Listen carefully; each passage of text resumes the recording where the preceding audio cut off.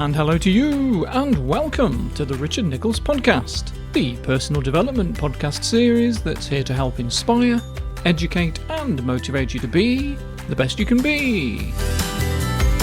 I'm psychotherapist Richard Nicholls, and this is episode 191. It's titled Goal Blocks. And if you're ready, we'll start the show. Hey, you beauties. It's been a tricky month, hasn't it? I know I want to try and keep this series fairly evergreen, as it were, so that people can revisit these episodes at any point in the future. And the content will still be relevant, but it's hard to ignore the fact that we're coming to the end of 2020, but in the middle of a really tricky time, aren't we? And it's likely to be trickier for a bit longer still, but we'll get there, folks. We'll get there. But today, I want to talk about some of the other contributing factors that prevent people from achieving what they want in life and how we might be able to tackle it. This might be relevant for you. It might be for your partner, your parents, your children, your mate down the pub. But whoever this is useful for, and whenever it is, I hope you get some benefit from this. So, let's look at some of the things that stop people from moving forwards in life to a successful future, shall we? Firstly, is the past. We've all got one. We all have memories about who we were, what we've done, and the mistakes we've made.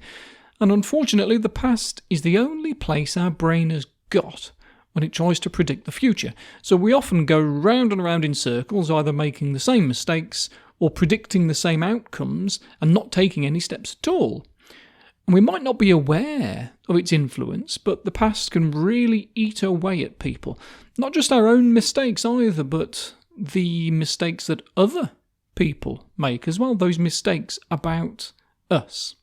The misjudgments and unfair treatments that everyone else might have totally forgotten about, but they still have an effect on us and stop us from creating the future that we want because we're caught up in the emotional content of what happened and how it made us feel back then.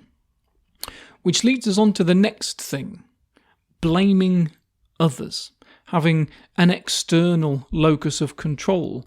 You probably heard me talk about that before, meaning that we can't take as much responsibility for where our lives are going because we feel that there's always an external reason that controls us and prevents us from achieving what we want. So we become pessimistic. Because if it was true that there was no point in applying for that promotion because the boss's niece is probably going to get the job anyway, then we get stuck. But we made that happen. Not the boss or their niece. We did that. A bit like Eric Burns' wooden leg excuse that I've mentioned before. It's not my fault. It's my wooden leg that holds me back. It's not my fault. I drink too much. It's my mum's for normalising it when I was a teenager. That sort of thing. That's the same process. And it's a handy defence mechanism, really. If you can transfer the responsibility to somebody else, it can't damage your ego when you don't progress. So I get it. It makes sense. But it certainly doesn't help us, though. But we do need to understand that the process exists and maybe that we're going through it before we can make any changes because we might not realise the influence that it has. Similarly, another thing that gets in the way of us progressing is other people's opinions. Sometimes we don't bother trying anything new or moving in a different direction because of the opinions of other people getting in the way. Now, living a life where other people's opinions of us is more important than our own opinions of ourselves, that's not a good recipe. And I'm sure you know somebody who lives like that, and it might be you, actually. And it does need challenging. And trying to control other people's thoughts about us is not only as close to impossible as you can get, but it prevents a normal, natural life of disagreements that leads to learning and wisdom. People they're always going to have opinions, and they're entitled to their opinions. They're entitled to think what they like, even if it's about you.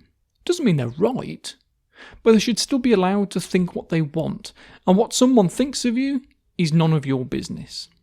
So we shouldn't get involved in the process in the first place. It's nothing to do with us. And if you can think of it like that, then it doesn't make any sense to let it have an effect on you, does it? Easier said than done, I know, but you've got to start somewhere. And challenging these things is important. It's the first step in overcoming any fears of what other people think. So, we have the past, we have this blame game that we play, and we have these ridiculous ideas that other people's opinions of us are more important than our own. These are big factors that prevent us from taking those steps that we know would create the outcomes that we want.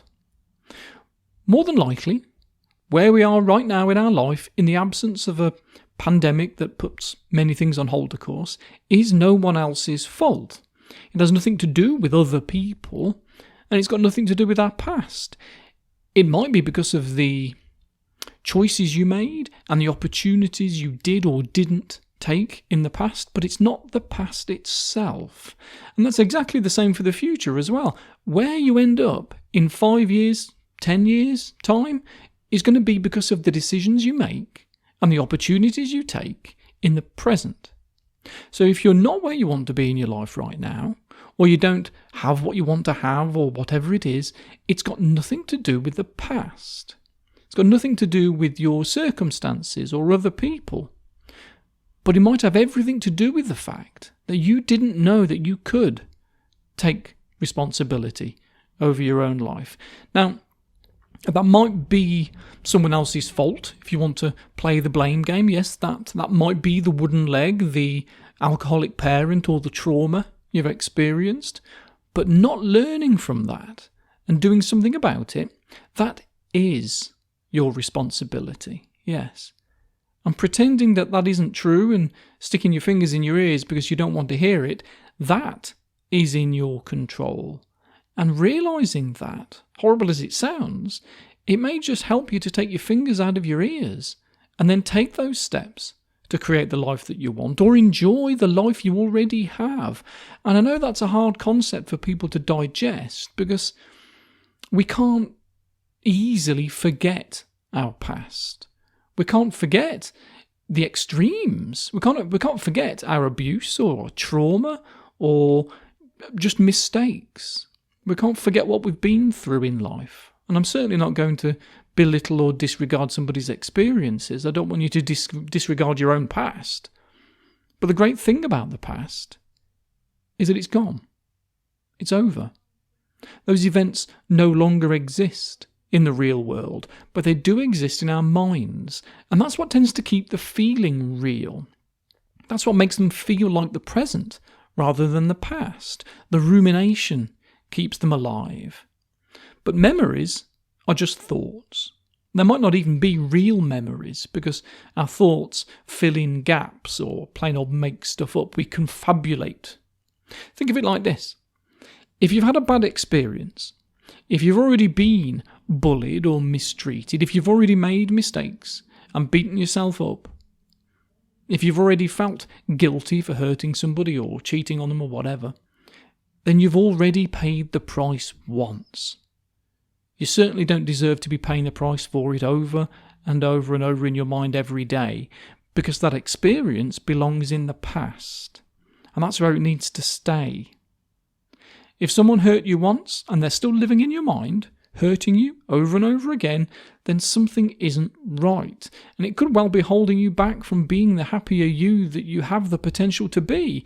It sounds harsh, I know, to say that time moves on and you've only got a limited time to feel sorry for yourself before you need to let it go, because I know from experience that that's not easy. It's really not. In many cases, it's easier than some, but in some cases it's nigh on impossible without help, without psychiatric or psychotherapeutic help. And maybe some of what I'm saying in today's episode doesn't apply to you, because the issue might not be just in your mind, in the rumination, it might also be in your brain, neurologically, hardwired in. And some arrogant bloke on his podcast saying, you just need to take responsibility for your thoughts, emotions and actions, that isn't going to help. But sometimes we do talk to ourselves that way, even if we do have the extremes of these difficulties and the extremes of these problem pasts, the complex PTSD or personality disorders. And if we try to expect to leave the past in the past, that's not so easy. In some cases, you can't just change your mind like that. You can't just say, yeah, I was raped, but, well, that was yesterday. Today's a new day. And, well, I'm not being raped today, am I? So bring it on. I'm going to the gym. Of course not. Because our emotions don't have a concept of time. They can't separate the past from the present or the future. Our emotions are unconscious. But the good news is that even though it's hard, our conscious processes become unconscious over time through repetition. Our conscious thoughts now become our unconscious emotions in the future. And the thing is, there's only so much effort or energy we can put into the thinking. And if there's so much of our energy being used up for thinking about the past, then there's not enough fuel in the tank to start thinking about the future and the steps that you know full well will help you. Just think how different our lives would be if all of our energy was being directed towards the steps to help us achieve our goals. We'd be unstoppable. And there are some people like that. I've met them. We don't all have to be like that. I'm not like that. I practice what I preach, but I'm quite normal in that regard. And I'm happy because of it. And maybe it's important to see where you find yourself in that middle ground between being so focused on your goals that it seems unnatural and not focused enough. But if you can't find a middle ground and you're only living in the past, then that's not fair on you. And no matter if you've been doing that for 5 years, 10 years, 30 years, then you can still turn that around and start having new behaviours now, new thoughts, new emotions, because they all follow on from each other. That's the basis of cognitive behavioural therapy, and it's well proven to be right. Because for things to change in your life, you have to change first. And we do change if we give ourselves a bit of a nudge in the right direction. Just pull yourself to one side ever so slightly, and over time you'll be surprised how different you are. Might seem like a weird bit of imagery, I know. But if you imagine a 5-mile long road with a slight downward slope to it, and in the centre of the road, right along the white line, you roll a marble from the top down. It only needs a little bit of a breeze blowing in the right direction to angle it so that when it gets to the bottom, that marble's no longer in the middle of the road anymore, it's off to one side and it's still rolling. Well, if at the bottom of the slope there was a hole on one side of the road, and on the other side there was another 5-mile gentle slope towards something new and positive, then that all started with that little nudge the marble got 5 miles back.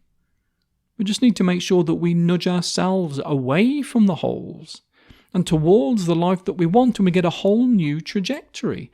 And taking responsibility now so that you can do that is vital. If you want to have a better life in 5 years' time, then that starts now. And it might start with learning to move on from your past. It might come from seeing that your opinions of yourself are more important than somebody else's opinions of you. Being more solution-focused rather than problem-focused, so that when you get a problem, you can find solutions to it easier.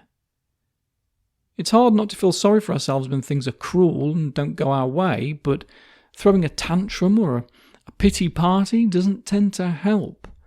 As the author Zig Ziglar said, the problem with pity parties is very few people come, and those who do don't bring presents. But when you take responsibility for your life, you're better able to develop 2 very important personality traits: patience and discipline.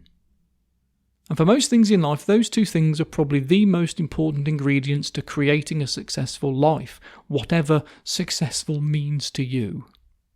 Patience and discipline.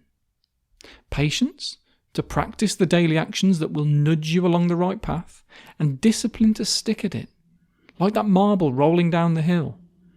Sometimes the wind blows in the other direction, and we need to blow harder on the other side to keep it rolling away from the hole. because success doesn't happen overnight. That's why we need the patience and the discipline that helps us to get the job done, whatever that job is. If that's something as simple as getting fitter, then the reason you haven't got fit yet isn't because of the food you eat now or where you shop. It's everything to do with the choices that you've made. Choices that come from not having patience to let it happen, because it takes time and discipline to plan ahead. There are exceptions, of course, because what one person finds achievable, somebody else might find impossible. You have to work out what works for you. But for most of us, not achieving, say, fitness goals is everything to do with an unwillingness to do the things that need to be done to make it happen. And we have to take responsibility for that.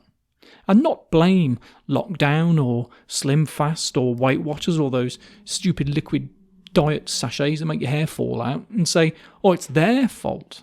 It's their fault that diet didn't work for me. No, it's not. It's our own fault for not sticking with something more sensible and realistic and having the patience to let it happen. By taking responsibility, even blame if we want to think of it like that, then we can look on our mistakes as a lesson to be learned from. But we have to acknowledge the mistake in order to learn from it and move on from it. So if you have a goal in mind, whether that's sport, business, health, whatever, ask yourself this. What's the first step you need to take in order to get the end result? And when you know what that first step is, no matter how small, take that step. And then ask yourself this. What's the next step? And then keep on going until you get there with discipline and patience. And then you'll look back and you'll see how far you've come. Right, I think it's time to finish off. It's getting late. Heavy one today. I feel quite harsh through some of that. And I know that some of what I said might not be appropriate for you, because you might need more help than some people do with maybe psychiatric help or psychotherapy help, because sometimes our past isn't just a little trauma. Sometimes they're huge traumas and the brain gets damaged in a way, and you need to learn how to overcome those things. But do take what you need from today's episode, and hopefully it can help you get onto the right track. There'll be another bonus episode in the middle of the month, this time with the author Matt Rudd.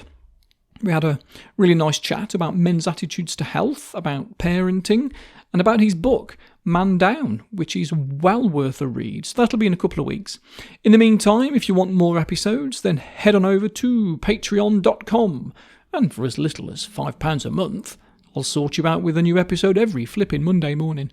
They do add VAT on in most countries, but if you're looking to live somewhere where digital goods are VAT-free and you sign up for a year, it's only £5 or thereabouts, $5.44, I think it works out as. If you do that, then I'll know that you like what I do, and I'll be able to carry on, won't I? Just like these lovely folk have done. Let me give you all a shout out to the new patrons. Who have we got this month? Mary, Mark, Lindsay, Rosalie, Nicola, Paul, Ali, Kate, Anne, Jackie and Yosra.